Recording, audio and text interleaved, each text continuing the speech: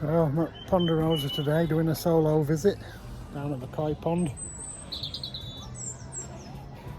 Jim's still got a broken finger, so I don't feel like coming out. Kids don't like leaving the bedroom and all the time, so it's just me. Still Easter holidays, so it's quite busy and there's quite a few events on. I've got my booklet and new map.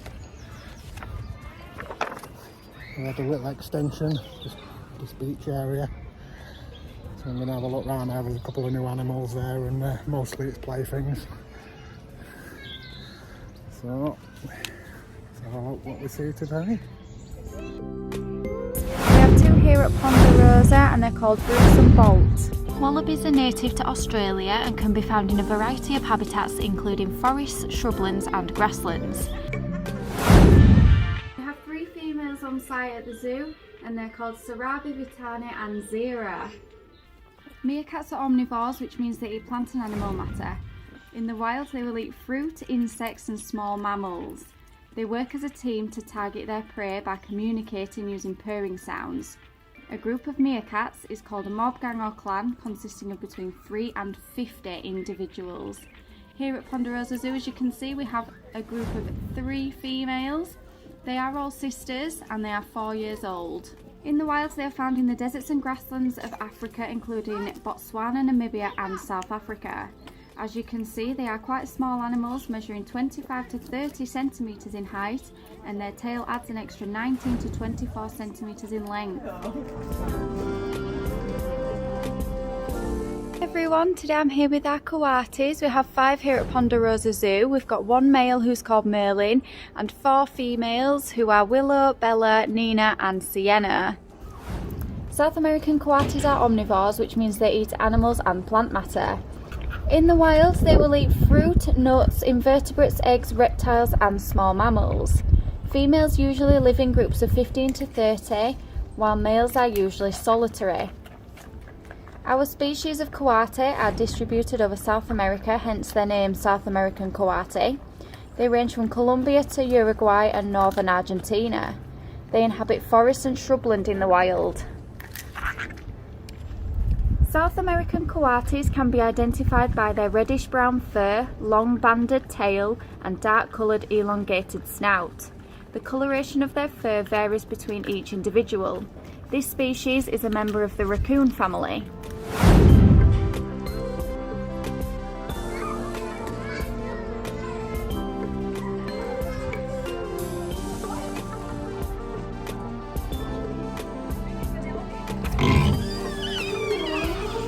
Going to be meeting our 7 common marmosets. Marmosets are omnivores and in the wild they will eat insects, fruit, flowers and plant gums. We feed our marmosets a variety of fruits and vegetables, insects and gum. In the wild they have to gnaw at trees to get the gum out, and we mimic this by having artificial branches in their enclosure with holes in where we put the gum, so they have to use their tongues to get the gum out. Common marmosets are found in east central Brazil and they inhabit forests. According to the IUCN Red List, they are least concern, however their population is decreasing. Their biggest threat in the wild is habitat destruction. As you can see, they can be identified by their white tufts of fur around their ears, their long tail and their greyish coloured fur.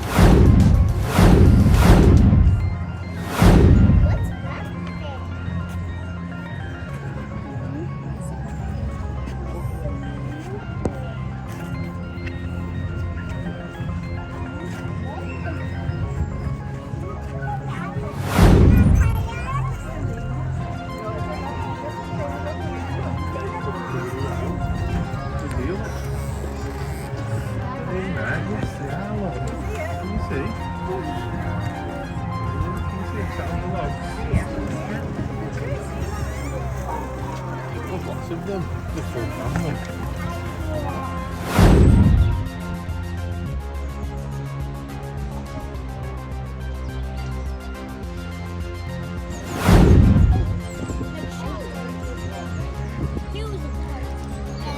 He lived with Shag, but then a slot while playing, then the sharks came and helped him, and he killed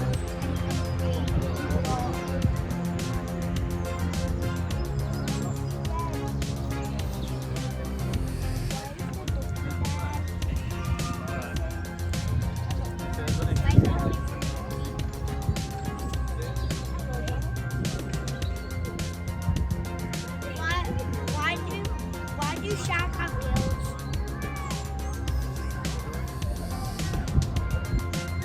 Catfish is good. Why? How do fishes have gills? Look, there it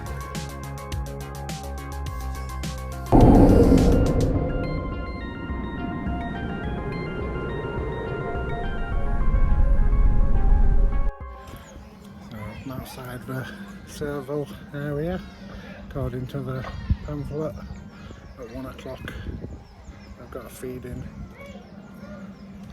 so see if we can catch this.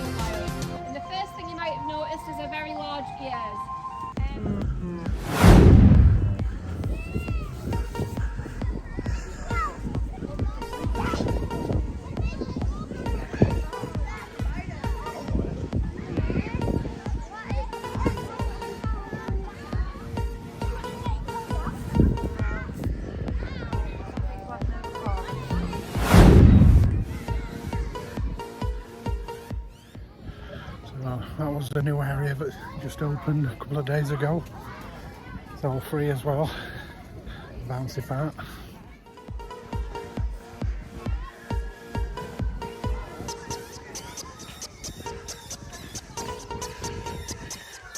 We have one male and one female. Our male is called Sven and our female is called Elsa. Raccoon dogs are omnivores, which means they eat both plant and animal matter. We do like to scatter feed for our raccoon dogs as it allows them to exhibit their natural behaviours. In the wild they will forage for all their food. In the wild they will eat insects, small mammals, fish, fruit, nuts and berries. They usually hunt in pairs or small groups, but solitary raccoon dogs have been seen. They do have poor eyesight but a great sense of smell, which helps them to find their prey, especially when they are hunting at night. Sven is the raccoon dog at the front. He is much more confident than Elsa. Elsa is actually his mum. In the wild they are native to Asia, however recently they have been found in Europe. They are now classed as an invasive species in the UK as they can be harmful to our native wildlife. Raccoon dogs can be identified by their thick brown grey tan coat. Although they have very similar features to raccoons, they are not related. Hello Sven. Raccoon dogs can be identified by their thick grey brown tan coat. Although they have very similar features to raccoons, they are not related to them. They are part of the Canidae family, making them closely related to foxes.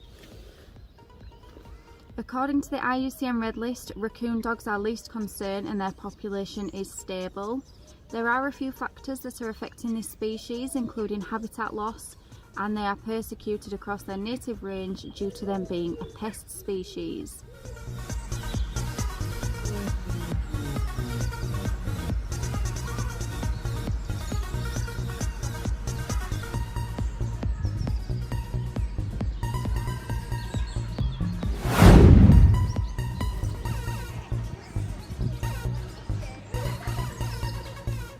Hi everyone, today I'm here with our reindeers. We have 3 reindeers here at Ponderosa Zoo. We've got Thunder, who is our oldest reindeer. We've got Feline, who is his daughter, and we've got Odin as well. Reindeers are herbivores, and in the wild they will eat herbs, ferns, moss, grass, shoots, fungi and leaves. Here at Ponderosa we feed our reindeers a pellet, and they also get a bag of hay every day in winter and browse in summer. Reindeers are also known as caribou in North America, and their distribution ranges from Northern Europe, Siberia and North America. In the wild they inhabit forests and grasslands, and according to the IUCN Red List, reindeers are vulnerable and their wild population is decreasing. They are losing their habitat due to industrial development. Reindeers can be identified by their large antlers. Both males and females have antlers, but males lose them before Christmas and females a couple of months later. You might hear a clicking sound when they walk, and this is because a tendon in their foot is passing over a bone. They have a thick fur coat to help protect them from the rain and snow. Yeah, but I'm so cute. This one's just done a toilet. Wow. Oh, can I get up? How do we lift you up in a second? Not me on the table. Look, it's looking at you. Look, it's good to see you. I want to adopt one. Yeah, we will adopt him if you want. Oh, did you see him? I don't adopt animals. I don't know, should we find out? Yeah. So beautiful, aren't they? Yeah, I love Otters. Daddy! Yeah? I can't pick you up, Darren, so I've got Harry here. Harry and Matilda. Now let's go. They're smaller than I thought they were. I don't even know if they're adopt animals.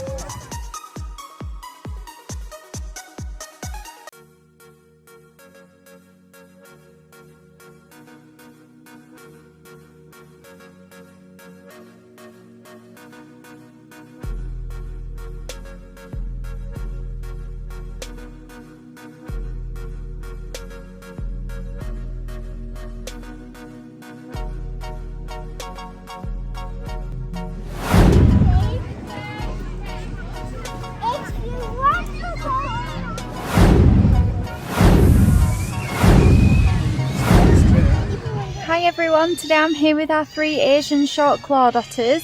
We have Ollie who's 6, Mr Chips who's 11 and Vinny who is also 11.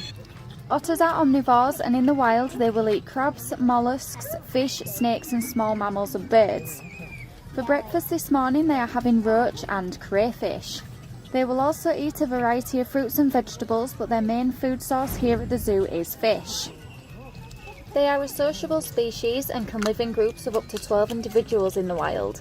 As you can see here at Ponderosa we have a group of 3 males. Ollie is the largest, he is 6 years old.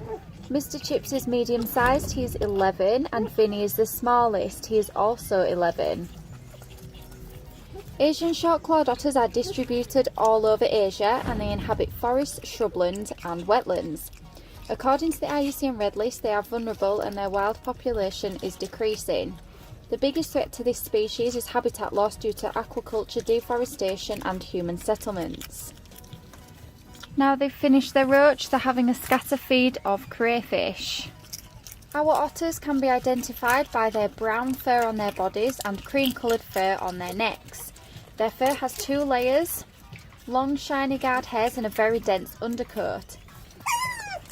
Asian short-clawed otters rely on their double coat for insulation when underwater.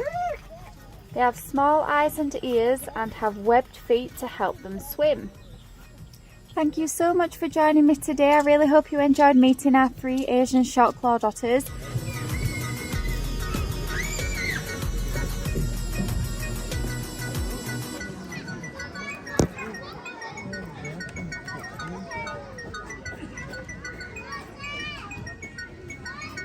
Oh yeah? Yeah,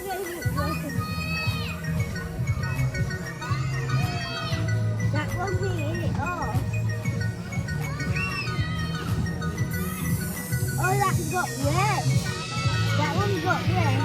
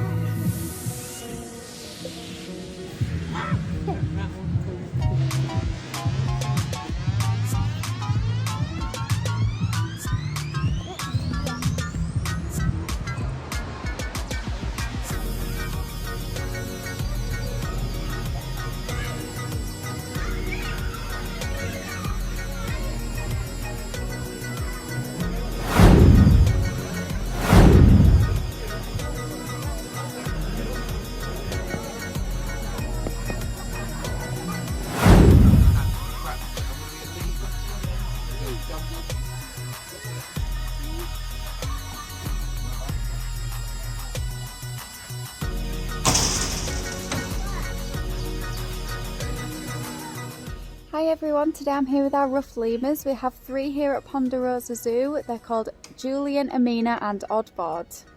Black and white rough lemurs are herbivores, which means they only eat vegetation. In the wild they will eat leaves, shoots, flowers and fruit. They usually live in groups of between 3 and 16 individuals, and this varies greatly in the wild. I'm here with our ring-tailed lemurs. We have 5 in total at Ponderosa Zoo. We have 2 males and 3 females. Our ring-tailed lemurs at Ponderosa are called Percy, Lexi, Anya, Zuri and Rakoto. Ring-tailed lemurs are omnivores. In the wild they will eat leaves, flowers, insects, fruit and small vertebrates. They usually live in groups of between 3 and 25 individuals. As you can see here at Ponderosa Zoo, we have a group of 5. Ring-tailed lemurs are distributed in southwestern Madagascar and they inhabit forests, shrubland and rocky areas. They are unable to grip with their tails, so they use their hands and feet to move through the trees. They also spend a lot of time on the ground to forage for food. According to the IUCN Red List, ring-tailed lemurs are endangered and their wild population is decreasing. This species faces a variety of threats, including habitat loss due to farming, mining and logging. Ring-tailed lemurs are hunted for food and they are captured for the pet trade. Ring-tailed lemurs can be identified by their grey fur on their bodies with patches of white fur on their faces, ears and underbelly. They have long tails with black and white rings and their eyes are either yellow or orange.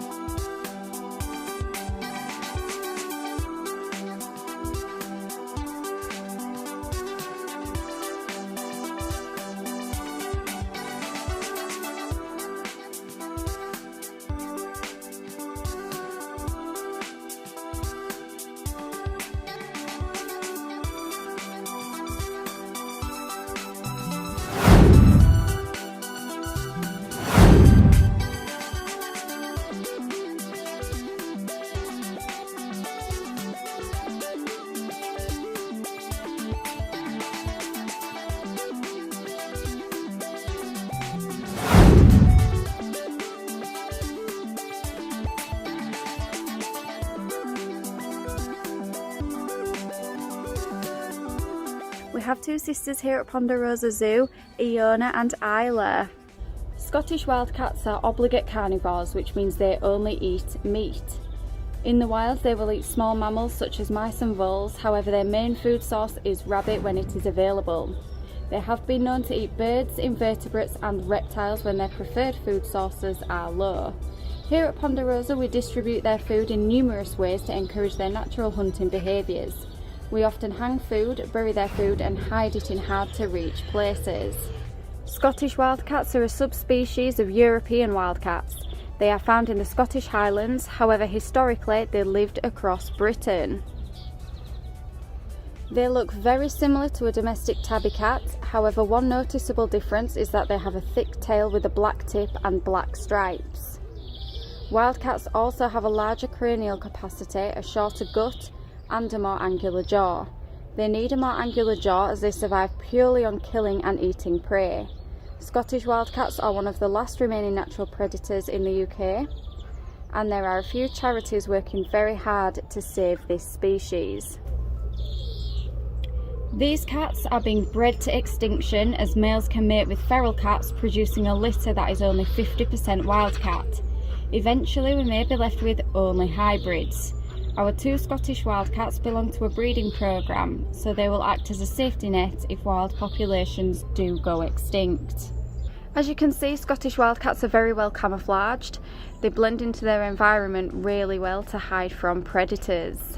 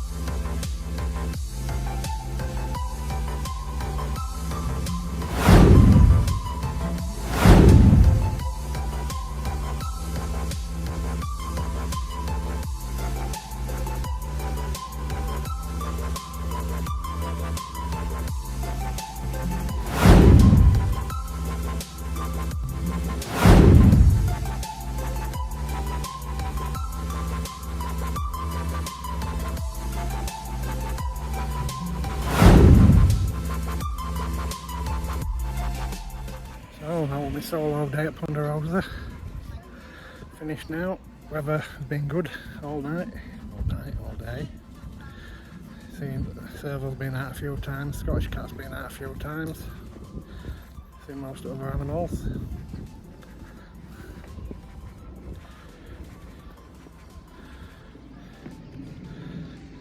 set in a nice location.